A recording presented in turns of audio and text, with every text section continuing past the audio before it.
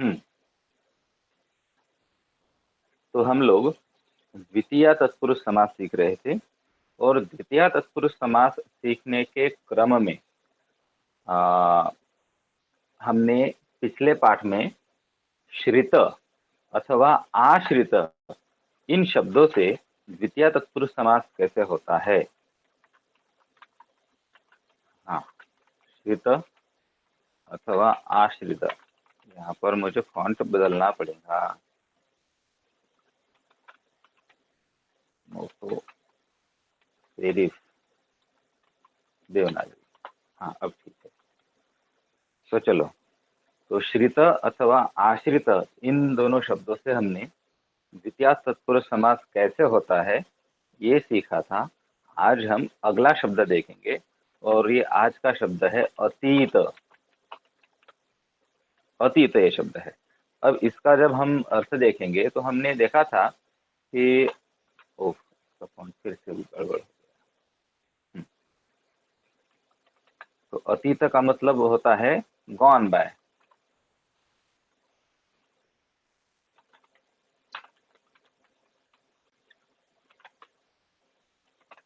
यह अर्थ हमने देखा था, और इस अर्थ के साथ इसके बस हम कुछ कुछ ही चंद दो चार उदाहरण देखेंगे, और इन उदाहरणों से ही हमें ये द्वितीय द्वितीय तत्पुरुष समास इस अतीत इस शब्द के साथ कैसे होता है समझ में आ जाएगा। बस एक मिनट।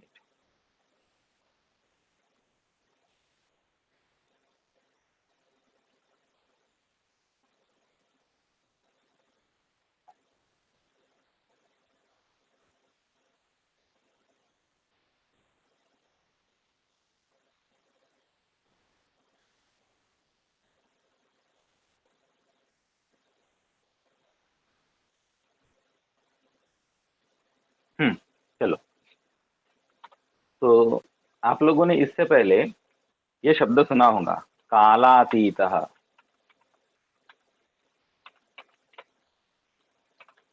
कालातीत। तो कालातीत या फिर कालातीत, इस शब्द को आप लोगों ने हिंदी में, मराठी में या अन्य भारतीय भाषाओं में भी बहुत बार देखा, सुना या पढ़ा होगा। अब ये जो समास है ना, ये समास द्वितीय तत्पुरुष समास है। अब ये द्वितीय तत्पुरुष समास कैसे है ये हम समझते हैं। एक मिनट, ये फॉन्ट बार बार बदल रहा है, तो इसको मुझे ठीक करना पड़ेगा।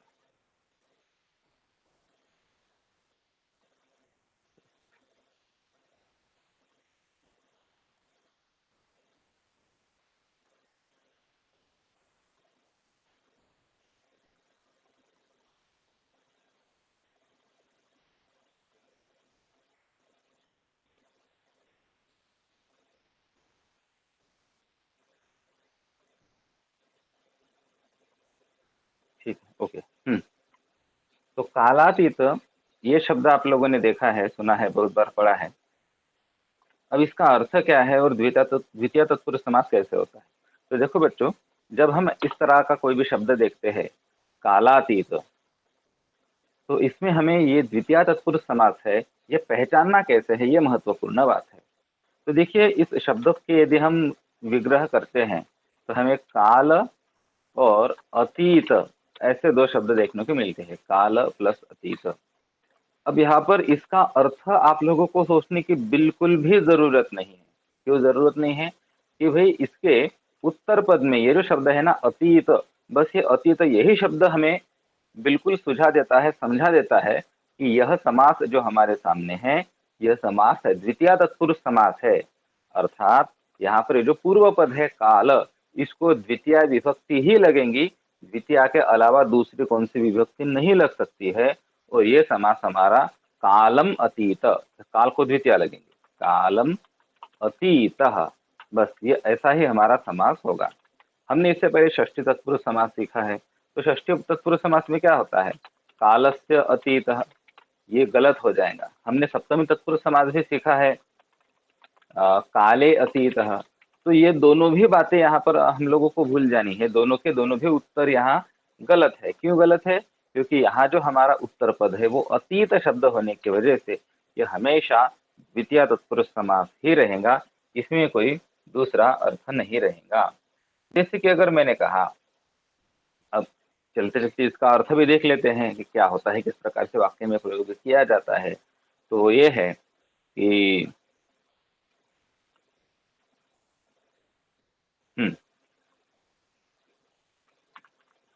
संस्कृतस्य महिमा कालातीतः अस्ति। यानी संस्कृत भाषा की जो महिमा है वो कालातीत है। कालातीत का मतलब क्या है? काल से परे है, ये इसका अर्थ निकलेगा। चलो, तो अब इसी का दूसरा एक उदाहरण मैं आप लोगों को देता हूं। शब्दातीत। शब्दातीत, ये शब्दातीत शब्द जो है, इसमें भी वही बात है। बिल्कुल आप लोगों को बिल्कुल भी नहीं सोचना है, बस इसका एक बार देख लो। इसमें है पूर्व पद काल, सॉरी यहाँ पर शब्द है, शब्द, और उत्तर पद है अतीत। देखो यहाँ पर दोनों में है ना, सवर्ण दीर्घ संधि हुआ है। शब्द और अतीत से मिलकर शब्दातीत बना है। तो बिल्कुल यहाँ पर किसी भी तरह की कोई भी हमें सोच नहीं करनी है। हमें बस ये देखना है कि उत्तर पद में अतीत शब्द है, तो ये शब्द, तो ये समास हमेशा हमेशा के लिए द्वितीय तत्पुरुष समास होगा। ये बनेगा शब्दम अतीत। शब्दम अतीत यानी शब्द से परे, शब्द से परे। अब ये क्या है? देखो, एक उदाहरण देता हूं इसका। हाँ, पुष्पस्य, या फिर पुष्प का नाम जोड़ देते हैं, कमल पुष्पस्य सौंदर्यम। देखो, कमल पुष्प यानी कमल का फूल। अब कमल के फूल का सौंदर्य, कमल की फूल की सुंदरता, द ब्यूटी ऑफ लोटस कैसी है? द ब्यूटी ऑफ लोटस, किसी कमल के फूल की सुंदरता कैसे होती है? तो सुंदरता ऐसी होती है कि जिनको हम शब्दों से परे कर सकते हैं, उनका हम शब्दों में वर्णन नहीं कर सकते। ये होगा शब्दातीतम। अब यहाँ पर सौंदर्यम का ये विशेषण बनने जा रहा है, तो अब सौंदर्यम नपुंसक है, तो शब्दातीत भी नपुंसक बनेगा। शब्दातीतम अस्ति, कमल पुष्पस्य सौंदर्यम शब्दातीतम अस्ति। यानी कमल के पुष्प का जो सौंदर्य है, उसके जो सुंदरता है, शब्दों से परे है। हम शब्दों में उनका बखान नहीं कर सकते। इतने कितने शब्द बोले। एक और उदाहरण दे रहा हूं आप लोगों को मैं। हम्म,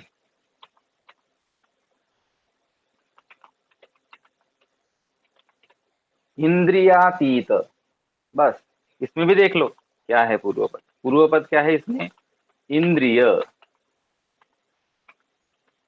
अगला है अतीत। अपने इंद्रियों से परे।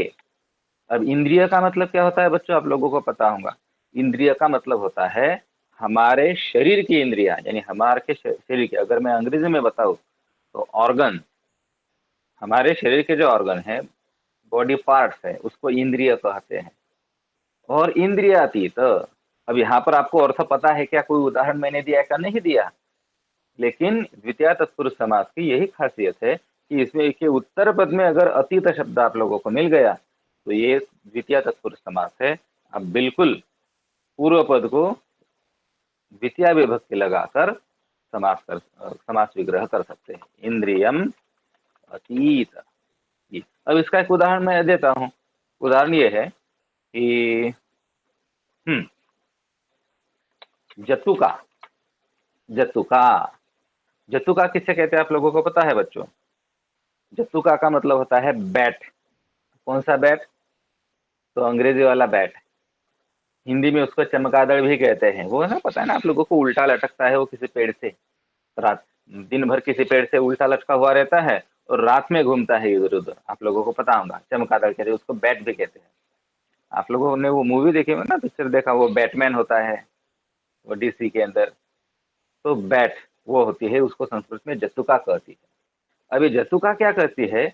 आवाज करती है। जतुका ध्वनिम करोति। अब जतुका ध्वनिम करोति, जतुका आवाज करती है। अब कैसा आवाज करती है? तो जतुका का आवाज होता है शब्दातीत। अब देखो यहाँ पर शब्दातीत ये ध्वनि का विशेषण है। अब ध्वनि पुल्लिंग है, तो जब शब्दातीत, यह शब्द भी पुल्लिंग होगा। परंतु ध्वनि ये शब्द द्वितीय विभक्ति में है, तो शब्दातीत को भी पुल्लिंग द्वितीय लगेंगी, जो कि बनने वाला है शब्दातीतम। देखो ये यहाँ पर उदाहरण है।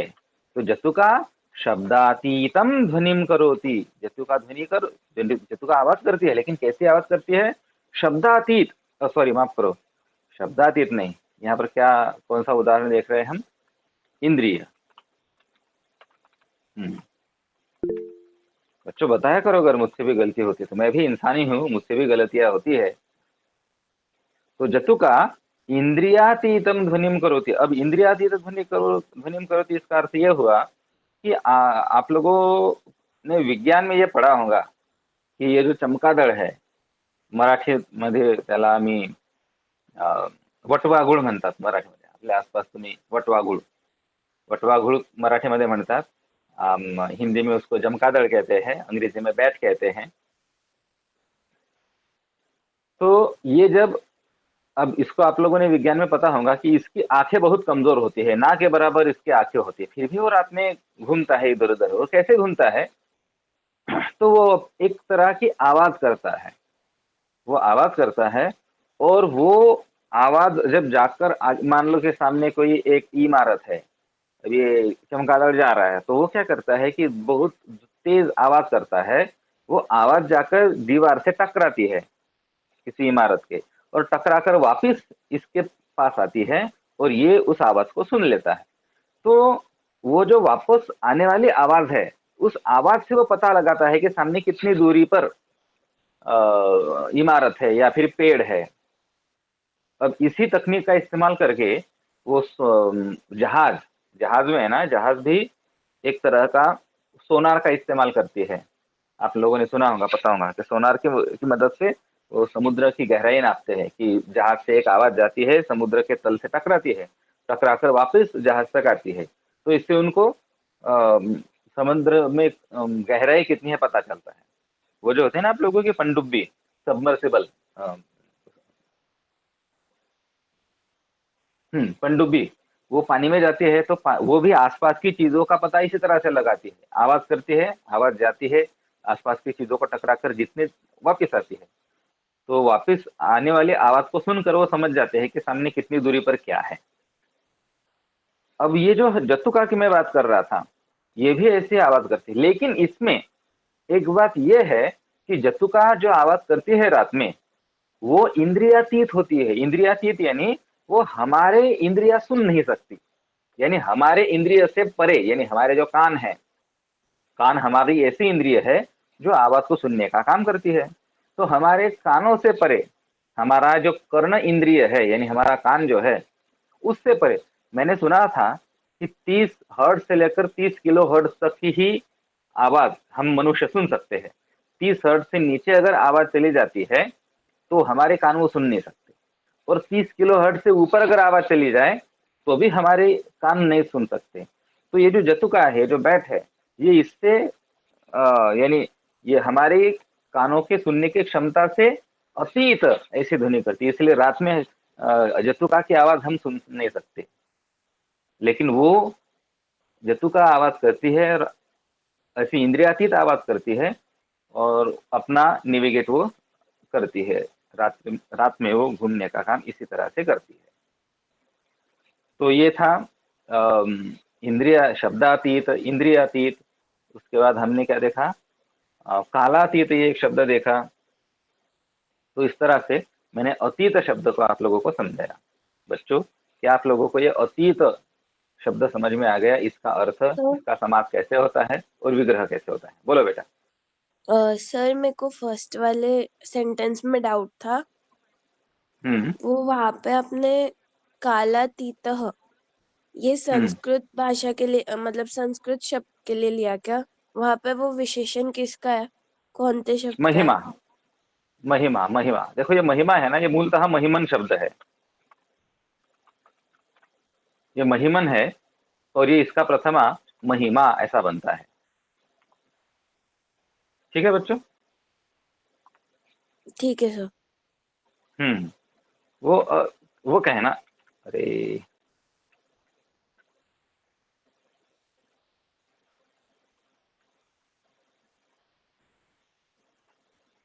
हाँ, अब ठीक है। तो वो महिमन शब्द है, उसके रूप अलग चलते हैं। और सर नीचे के इसमें जो नीचे वाला एक और सेंटेंस है उसमें हम्म, हाँ, तो इसमें कमल पुष्पस्य सौंदर्यम, यानी कमल के फूल की सुंदरता। वो जो सुंदरता है, सौंदर्य है, अब ये सौंदर्य शब्द नपुंसक है, तो इसी का ये विशेषण है, सौंदर्यम। कीदृशम सौंदर्यम, तो शब्दातीतम सौंदर्यम।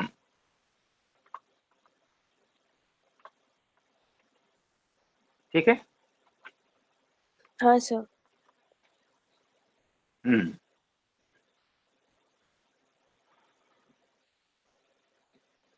और नीचे ध्वनि, ये ध्वनि का विशेषण है।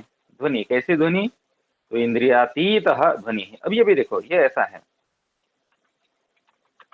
ध्वनि ही कीदृश ध्वनि, तो इंद्रियातीत ध्वनि।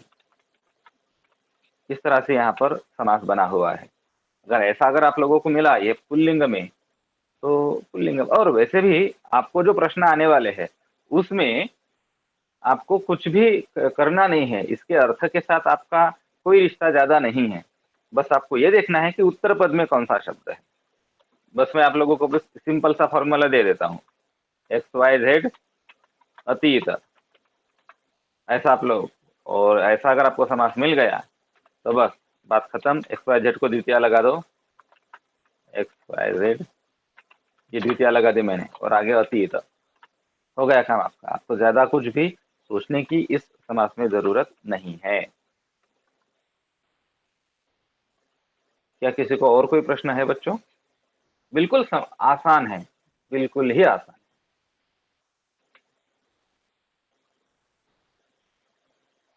चलो बच्चों, तो फिर अब आगे बढ़ें,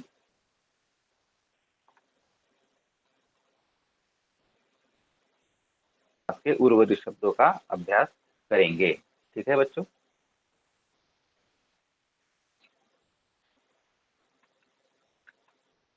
हाँ सर। चलो बाय।